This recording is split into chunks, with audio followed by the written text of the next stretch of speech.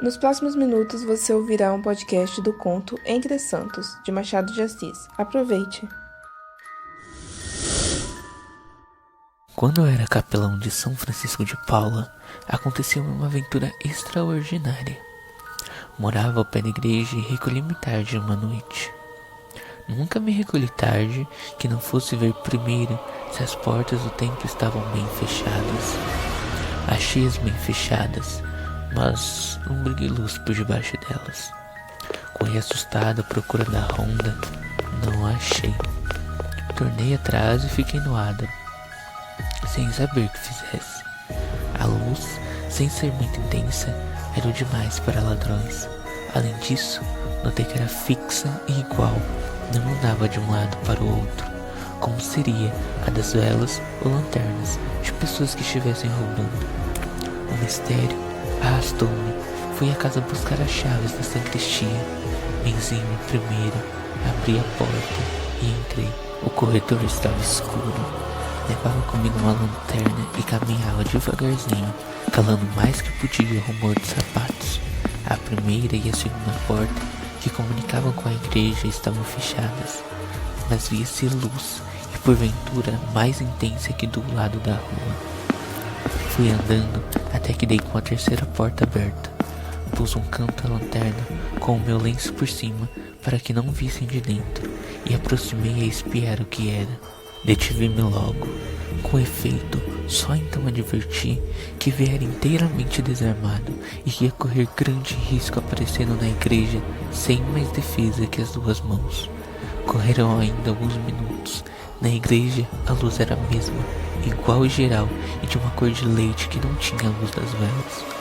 Ouvi também vozes que ainda mais me atrapalharam, não cochichadas nem confusas, mas regulares, claras e tranquilas, a maneira de conversação. Não pude entender logo o que diziam. No meio disto, assaltou-me uma ideia que me fez recuar. Como naquele tempo, os cadáveres eram sepultados nas igrejas, imaginei que a conversação podia ser de defuntos. Recuei, despavorido, e só passado algum tempo é que pude reagir e chegar outra vez à porta, dizendo a mim mesmo que semelhante ideia era um disparate. A realidade ia dar-me coisa mais assombrosa que um diálogo de mortos. Encomendei-me a Deus, benzi-me outra vez e fui andando, sorrateiramente, encostadinho à parede, até entrar. Vi então uma coisa extraordinária. 2 dos 3 santos do outro lado, São José e São Miguel, tinham descido dos nichos e estavam sentados nos seus altares. As dimensões não eram a das próprias imagens, mas de homens. Falavam para o lado de cá, onde estão os altares de São João Batista e São Francisco de Sales. Não posso descrever o que senti. Durante algum tempo, que não chego a calcular, fiquei sem ir para diante nem para trás, arrepiado e trêmulo, com certeza temperando o abismo da loucura e não cair nele por misericórdia divina, que perdi a consciência de mim mesmo e de toda outra realidade que não fosse aquela. Tão nova e tão única, posso afirmá-lo. Só assim se explica a temeridade com que dali a algum tempo entrei mais pela igreja, a fim de olhar também para o lado oposto. Vi aí a mesma coisa, São Francisco de Sales e São João Batista, descidos dos nichos, sentados nos altares e falando com os outros santos. Tinham sido tal a minha estupefação que eles continuaram a falar, creio eu, sem que eu sequer ouvisse o rumor das vozes. Pouco a pouco adquiri a percepção delas e pude compreender que não tinha interrompido a conversação. Distingui-as, ouvi claramente as palavras, mas não pude colher desde logo o sentido. Um dos santos, falando para o lado do altar-mor, fez-me voltar a cabeça e vi então que São Francisco de Paula, o oráculo da igreja, fizera a mesma coisa que os outros e falava para eles, como eles falavam entre si. As vozes não subiam num tom médio e, contudo, ouviam-se bem, como se as ondas sonoras tivessem recebido um poder maior de transmissão. Mas se tudo isso era espantoso, não menos era a luz, que não vinha de parte nenhuma, porque os lustres e castiçais estavam todos apagados. Era como um luar que ali penetrasse sem que os olhos pudessem ver a lua. Comparação tanto mais exata que, se não fosse realmente luar, teria deixado alguns lugares escuros, como ali acontecia, e foi um desses recantos que me refugiei. Já então, procedi automaticamente. A vida que vivi durante esse tempo todo não se pareceu com a outra vida anterior e posterior. Basta considerar que, diante de tão estranho espetáculo, fiquei absolutamente sem medo. Perdi a reflexão, apenas sabia ouvir e contemplar. Compreendi, no fim de alguns instantes, que eles inventariavam e comentavam as orações e implorações daquele dia. Cada um notava alguma coisa. Todos eles, terríveis psicólogos, tinham penetrado a alma e a vida dos fiéis e desfibravam os sentimentos de cada um, como os anatomistas escalpelam um cadáver. São João Batista e São Francisco de Paula, duros ascetas, mostravam-se às vezes enfadados e absolutos. Não era assim São Francisco de Sales. Esse ouvia ou contava as coisas com a mesma indulgência que presidira ao seu famoso livro da Introdução à Vida Devota. Era assim, segundo o temperamento de cada um, que eles iam narrando e comentando. Tinham já contado casos de fé sincera e castiça, outros de indiferença, dissimulação e versatilidade. Os dois ascetas estavam a mais e mais anojados, mas São Francisco de Sales recordava-lhes o texto da Escritura: muitos são os chamados e poucos os escolhidos, significando assim que nem todos os que ali iam à igreja levavam um coração puro. São João abanava a cabeça. Francisco de Sales, digo-te que vou criando um sentimento singular em santo. Começo a descrer dos homens. Exageras tudo, João Batista. Não exageremos nada. Olhe, ainda hoje aconteceu aqui uma coisa que me fez sorrir. E pode ser, entretanto, que te indignasse, mas os homens não são piores do que eram em outros séculos. Descontemos o que há neles ruim, e ficará muita coisa boa. Crê isto e hás de sorrir ouvindo o meu caso. Eu? Tu, João Batista, e tu também, Francisco de Paula, e todos vós haveis de sorrir comigo. E pela minha parte, posso fazê-lo, pois já intercedi e alcancei do Senhor aquilo mesmo que me veio pedir esta pessoa. Que pessoa? Uma pessoa mais interessante que o teu escrivão, José, e que o teu lojista, Miguel. Pode ser, mas há de ser mais interessante do que a adúltera que veio aqui hoje prostrar-se aos meus pés. Vinha pedir-me que limpasse o coração da lepra da luxúria. Brigara ontem mesmo com o namorado que a injuriou torpemente e passou a noite em lágrimas. De manhã determinou abandoná-la e veio buscar aqui a força precisa para sair das garras do demônio. Começou rezando também, cordialmente, mas pouco a pouco vi que o pensamento a ia deixando para remontar os primeiros deleites. As palavras paralelamente iam ficando sem vida. Já a oração era morna, depois fria, depois inconsciente. Os lábios afeitos à reza iam rezando, mas a alma que eu espiava cá de cima, essa já não estava aqui, estava com outro. Afinal, persignou-se, levantou e saiu sem pedir nada. Melhor é o meu caso. Melhor que isto? Muito melhor. E não é triste como dessa pobre alma ferida do mal da terra, que a graça do Senhor ainda pode salvar. E por que não salvará também a esta outra? Lá vai o que é. Calaram-se todos, inclinaram-se os bustos, atentos, esperando. É que fiquei com medo. Lembrou-me que eles que veem tudo o que se passa no interior da gente, como se fôssemos vida, pensamentos recônitos, intenções torcidas, ódios secretos, bem podiam ter me lido já algum pecado ou germen de pecado, mas não tive tempo de refletir muito. São Francisco de Sales começou a falar. Tem 50 anos o meu homem. A mulher está de cama, doente de uma erispela na perna esquerda. Há 5 dias vive aflito porque o mal se agrava e a ciência não responde pela cura. Vede, porém, até onde pode ir um preconceito público. Ninguém acredita na dor do Salles. Ele tem o meu nome. Ninguém acredita que ele ame outra coisa que não seja dinheiro. E logo que houve notícia de sua aflição, desabou em todo o bairro um aguaceiro de motes e de shotes. Nem faltou quem acreditasse que ele gemia antecipadamente pelos gastos da sepultura. Bem, podia ser que sim. Mas não era.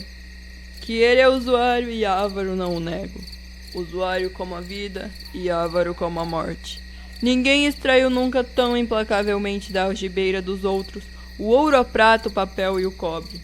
Ninguém os amou com mais zelo e prontidão. Moeda que lhe cai na mão, dificilmente torna a sair. E tudo que lhe sobra das casas mora dentro de um armário de ferro, fechado a 7 chaves. Abra-o às vezes, por horas mortas, contempla o dinheiro alguns minutos e fecha-o outra vez depressa. Mas nessas noites não dorme, ou dorme mal. Não tem filhos, a vida que leva é sórdida. Come para não morrer pouco e ruim. A família compõe-se da mulher e de uma preta escrava, comprada com outra há muitos anos e às escondidas por serem de contrabando. Dizem até que nem as pagou, porque o vendedor faleceu logo sem deixar nada escrito. A outra preta morreu há pouco tempo, e aqui vereis se este homem tem ou não o gênio da economia. Salles libertou o cadáver. E o santo bispo calou-se para saborear o espanto dos outros. O cadáver? Sim, o cadáver. Fez enterrar a escrava como pessoa livre e miserável, para não acudir às despesas da sepultura. Pouco embora, era alguma coisa. E para ele não há pouco. Com pingos d'água é que se alagam as ruas. Nenhum desejo de representação, nenhum gosto nobiliário. Tudo isso custa dinheiro, e ele diz que o dinheiro não lhe cai do céu. Pouca sociedade, nenhuma recreação de família. Ouve e conta anedotas da vida alheia, que é regalo gratuito.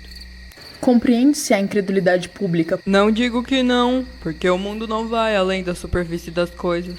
O mundo não vê que, além de caseira eminente educada por ele e sua confidente de mais de 20 anos, a mulher deste Salles é amada de veras pelo marido. Não te espante, Miguel. Naquele muro aspérrimo brotou uma flor descorada e sem cheiro, mas flor. A botânica sentimental tem dessas anomalias. Salles ama a esposa. Está abatido e desvairado com a ideia de perdê-la. Hoje de manhã muito cedo, não tendo dormido mais de 2 horas, entrou a cogitar no desastre próximo. Desesperando da terra, voltou-se para Deus. Pensou em nós, e especialmente em mim, que sou o santo de seu nome. Só um milagre poderia salvá-la. Determinou vir aqui. Mora perto e veio correndo. Quando entrou, trazia o olhar brilhante e esperançado. Podia ser a luz da fé, mas era outra coisa muito particular que vou dizer. Aqui vos peço que redobreis de atenção. Vi os bustos inclinarem-se ainda mais. Eu próprio não pude esquivar-me ao movimento e dei um passo para diante. A narração do santo foi tão longa e miúda, a análise tão complicada, que não as ponho aqui integralmente, mas em substâncias. Quando pensou em vir pedir-me que intercedesse pela vida da esposa, Salles teve uma ideia específica de usuário, a de prometer-me uma perna de cera. Não foi o crente que simboliza desta maneira a lembrança do benefício. Foi o usuário que pensou em forçar a graça divina pela expectação do lucro. E não foi só a usura que falou, mas também a avareza. Porque, em verdade, dispondo-se a promessa, mostrava ele querer deveras a vida da mulher. Intuição de avaro. Despender é documentar. Só se quer de coração aquilo que se paga a dinheiro. Disse-lhe a consciência pela mesma boca escura. Sabeis que pensamentos tais não se formulam como outros nascem das entranhas do cadáver e ficam na penumbra da consciência. Mas eu li tudo nele logo que aqui entrou alvoroçado. Com um olhar fúlgido de esperança, li tudo e esperei que acabasse de benzer-se e rezar. Ao menos tem alguma religião. Alguma tem, mas vaga e econômica. Não entrou nunca em irmandades e ordens terceiras, porque nelas se rouba o que pertence ao Senhor. É o que ele diz para conciliar a devoção com a algibeira. Mas não se pode ter tudo. É certo que ele teme a Deus e crê na doutrina. Bem, ajoelhou-se e rezou. Rezou. Enquanto rezava, via eu a pobre alma, que padecia de veras, com quanto a esperança começasse a tocar-se em certeza intuitiva. Deus tinha de salvar a doente por força, graça à minha intervenção, e eu ia interceder. É o que ele pensava, enquanto os lábios repetiam as palavras da oração. Acabando a oração, Salles ficou algum tempo olhando, com as mãos postas. Afinal, falou a boca do homem.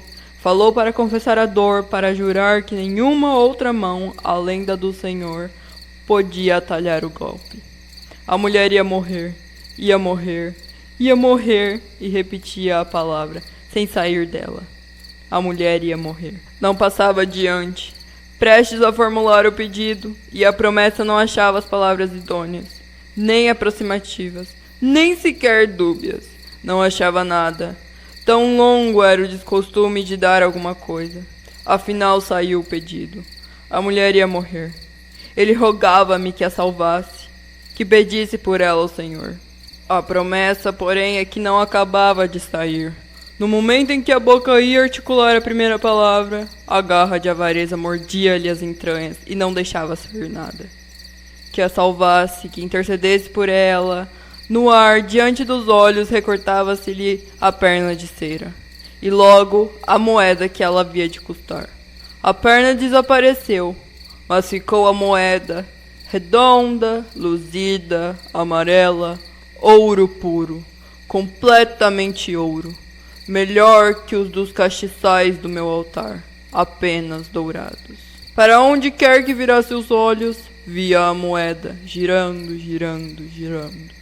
E os olhos a apalpavam de longe e transmitiam-lhe a sensação fria do metal e até a do relevo do cunho. Era ela mesma, velha amiga de longos anos, companheira do dia e da noite. Era ela que ali estava no ar, girando as tontas. Era ela que descia do teto, ou subia no chão, ou rolava no altar, indo da epístola ao evangelho, ou tilintava nos pingentes do lustre. Agora a súplica dos olhos e a melancolia deles eram mais intensas e puramente voluntárias. Vi-os alongarem-se para mim, cheios de contrição, de humilhação, de desamparo. E a boca ia dizendo algumas coisas soltas. Deus, os anjos do Senhor, as bentas chagas. Palavras lacrimosas e trêmulas, como para pintar por elas a sinceridade da fé e a imensidade da dor. Só a promessa da perna é que não saía. Às vezes, a alma, como pessoa que recolhe as forças, a fim de saltar um valo, fitava longamente a morte da mulher e rebolcava-se no desespero que ela lhe havia de trazer. Mas à beira do valo, quando ia a dar o salto, recuava. A moeda emergia dele e a promessa ficava no coração do homem. O tempo ia passando. A alucinação crescia, porque a moeda, acelerando e multiplicando os saltos, multiplicava-se a si mesma e parecia uma infinidade delas. E o conflito era cada vez mais trágico. De repente, o receio de que a mulher podia estar expirando gelou o sangue ao pobre homem, e ele quis precipitar-se. Podia estar expirando. Pedia-me que intercedesse por ela, que a salvasse. Aqui, o demônio da avareza surgia-lhe uma transação nova, uma troca de espécie, dizendo-lhe que o valor da oração era supérfluo e muito mais excelso que o das obras terrenas. E o Salles, curvo, contrito, com as mãos postas, o olhar submisso, desamparado, resignado, pedia-me que lhe salvasse a mulher, que lhe salvasse a mulher. E prometia-me 300, não menos, 300 Padre Nossos e 300 Ave Marias. E repetia enfático, 300, 300, 300. Foi subindo, chegou a 500, a 1000 Padre Nossos e 1000 Ave Marias. Não vi esta soma escrita em letras do alfabeto, mas em algarismos, como se ficasse assim mais viva, mais exata, e a obrigação maior, e maior também a sedução. 1000 Padre Nossos, 1000 Ave Marias. E voltaram as palavras lacrimosas e trêmulas, as bentas chagas, os anjos do Senhor. 1000, 1000, 1000. Os 4 algarismos foram crescendo tanto que encheram a igreja de alto a baixo, e com eles crescia o esforço do homem, e a confiança também. A palavra saía-lhe mais rápida, impetuosa, já falada. 1000, 1000, 1000, 1000. Vamos lá, podeis rir à vontade. E os outros santos riram efetivamente, não daquele grande riso descomposto dos deuses de Homero, quando viram um coxo vulcânico servir a mesa, mas de um riso modesto, tranquilo, beato e católico. Depois não pude ouvir mais nada. Caí redondamente no chão. Quando dei por mim, era dia claro. Corri a abrir todas as portas e janelas da igreja e da sacristia para deixar entrar o sol, inimigo dos maus sonhos.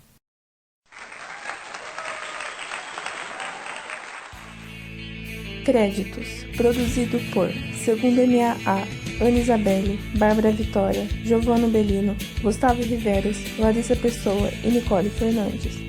Vozes por Ana Isabelle como São Miguel, Bárbara Vitória como São João, Gustavo Riveros como Padre, Larissa Pessoa como São Francisco de Sales e Nicole Fernandes como São José. Edição e sonorização por Giovanno Bellino e Ana Isabelle.